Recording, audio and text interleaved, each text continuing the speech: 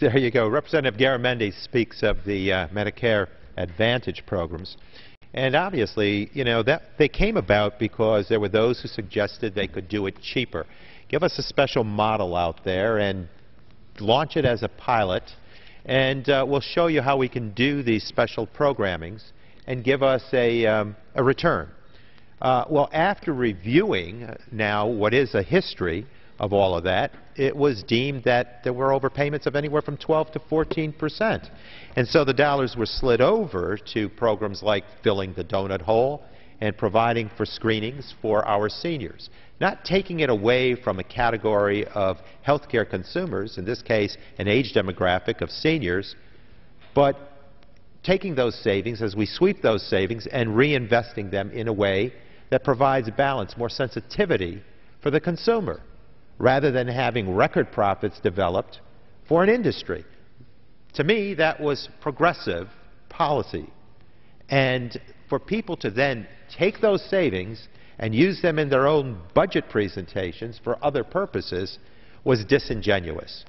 Now, when you talk about the efforts today of the Affordable Care Act to include an exchange, what I think is oftentimes lost, Representative Garamendi, is that people see this as some sort of public exchange that's going to be run by the government, when in fact we set up an exchange and the private sector sources come to the table if they're willing to abide by the rules, if they're going to govern themselves by the parameters that have been established in the legislation, they can then offer services through the exchange. So it's a private sector solution, but with new caveats of parameters that are established so as to provide benefit for the consumer. And when you think of it, if there are firms that hire 10 people and one of those 10 becomes catastrophically ill, the actuarial impact of that one individual circumstance can drive premiums up for that small business in very high order. That kind of impact is unacceptable for the small business community that today pays some 18% more for their insurance and oftentimes get weaker coverage.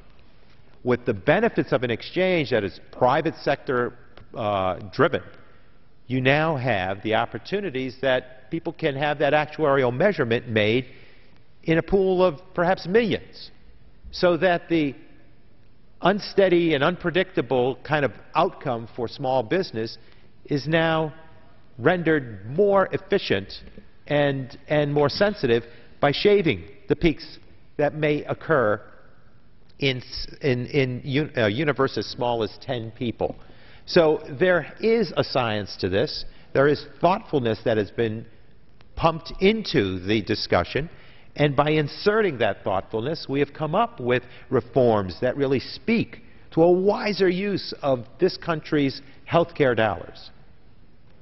To then move to repeal before a number of these programs are even implemented, it was a folding in of progress over the course of several years now that was initiated with the passage a couple of years ago that needed time to work. And for people to just play politics with the lives of individuals, with the health care quality of individuals, is regrettable. And for us then to be asked to visit for the 31st time a repeal exercise in some 19 consecutive months, we used this week of session in Congress to debate for hours, to message for hours, to come to the floor for votes. These were session days that were used up for a repeat of an exercise that time and time and time again has been conducted just to politically posture. When in fact the American public is saying, look, you voted on this. Look, the President signed it into law. Look, the Supreme Court, the highest court in the land, conservative-leaning court, has ruled constitutionality. They want us to move forward with job creation, responding to the cures this economy needs. We started with a terrible pit of a recession, 8.2 million jobs lost. 800,000 jobs being lost per month as this administration started, and ironically, when I started my service in the House of Representatives. We are in a dark, deep hole.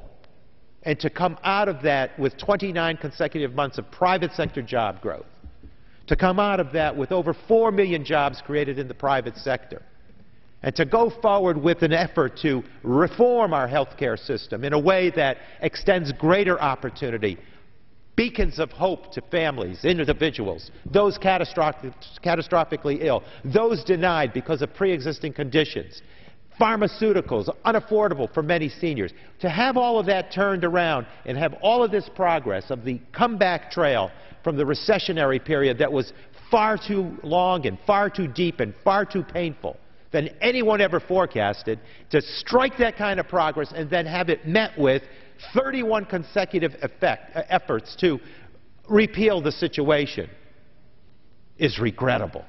It's regrettable. Representative Garamendi, you've been here for those 31 efforts.